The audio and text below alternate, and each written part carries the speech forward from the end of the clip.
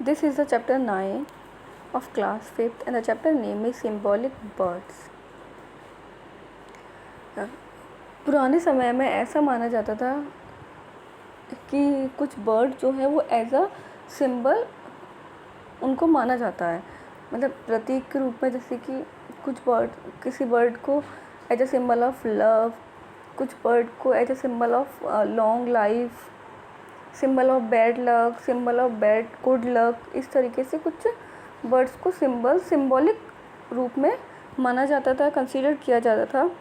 तो इस चैप्टर में हम वही सिंबॉलिक बर्ड्स के बारे में पढ़ेंगे। जैसे कि फर्स्ट है are blank are held in high esteem all over Asia and adored as symbol of long life. इसको एशिया कॉन्टिनेंट में बहुत ज़्यादा सम्मान के साथ इसको देखा जाता है एंड इसको लॉन्ग लाइफ का सिंबल माना जाता है।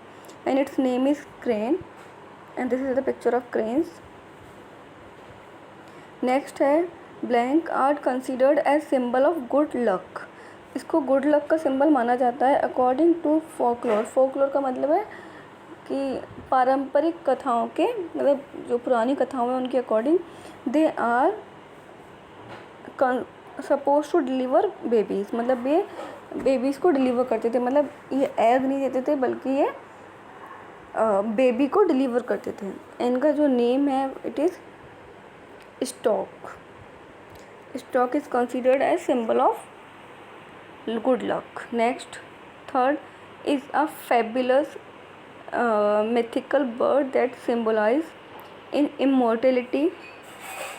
ये जो बर्ड है इसको मिथिकल यानी कि इसको पौराणिक पक्षी माना जाता है और यह अमरता का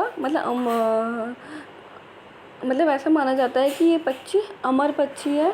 इसको अमर पक्षी भी बोलते हैं। ये पक्षी कभी भी मरता नहीं है, ऐसा इसके बारे में जाना जाता है। It is believe that it dies in a fire and rises again from its assess.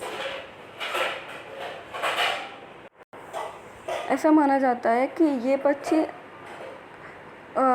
अपने लाइफ पीरियड पूरा करने के बाद खुद ही अपने नेस्ट में फायर करके अपनी जान ले लेता है और उसी फायर मतलब आग में जलने के बाद जो इसकी ऐश होती है, जो इसकी राख होती है, उससे ही ये फिर से इसके एग बनते हैं और उसी एग से ही फिर से न्यू बर्ड बन जाता है और फिर से अगेन ये अपने लाइफ पीरियड को पूरा करने के बाद फिर से ये अपने आप को आग में जला लेता है।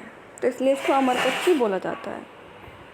नेक्स्ट है are a symbol of love and piece.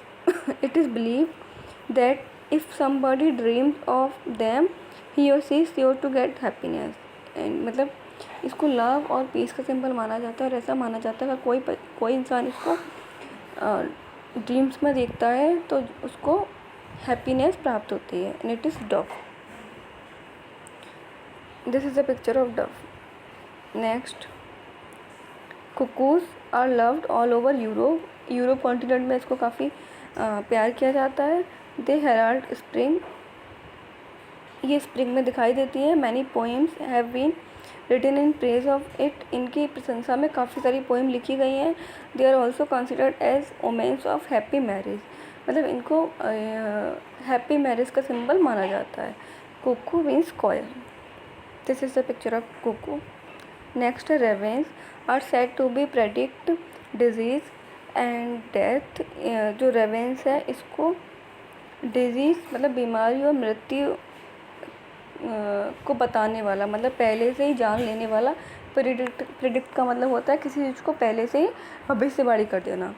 तो रेवेंस के बारे में माना जाता है कि ये डेथ और डिजीज़ को, बीमारी को पहले से ही प्रेडिक्ट कर देता है, पहले से उसकी भविष्यवाणी कर देता है। अकॉर्डिंग टू फोकलोर मतलब पुरानी कथाओं के अनुसार its sense of smell is so intense. मतलब इसकी जो स्मेलिंग, जो इसकी सूंघने की शक्ति है वो इतनी ज़्यादा होती है, इतनी पावरफुल होती है कि it can smell death even before. मतलब ये पहले से ही जान लेता है मृत्यु को, उसकी मृत्यु के होने से पहले ही ये उसको पहले से समझ मतलब स्मेल कर लेता है। Before it comes no one ever wanted to see it fly over their house. कोई भी नहीं चाहता कि रेवेंस पक्षी जो है वो उनके हाउस के ऊपर से निकले। कहने का मतलब ये है कि जो रेवेंस बर्ड है इसको बीमारी और मृत्यु का सिंबल माना जाता है, इसलिए कोई भी नहीं चाहता कि कोई इसको देखे, क्योंकि ये पक्षी अगर दिखता है तो इट मीन्स कुछ बुरा होने वाला है। And this is the picture of raven. owl, it is considered to be the symbol of bad luck. Now eagles are revered as sacred birds by the natives of America. Eagle को America में बहुत पवित्र पक्षी माना जाता है। They believe that the clause and bones of bird drive away illness. इसका मतलब ये है कि लोगों का विश्वास है कि जो इसके जो पंजे और जो बोन्स हैं वो बीमारियों को दूर ले जाते हैं उनके घर से। The belt eagle is a symbol of USA. And USA का जो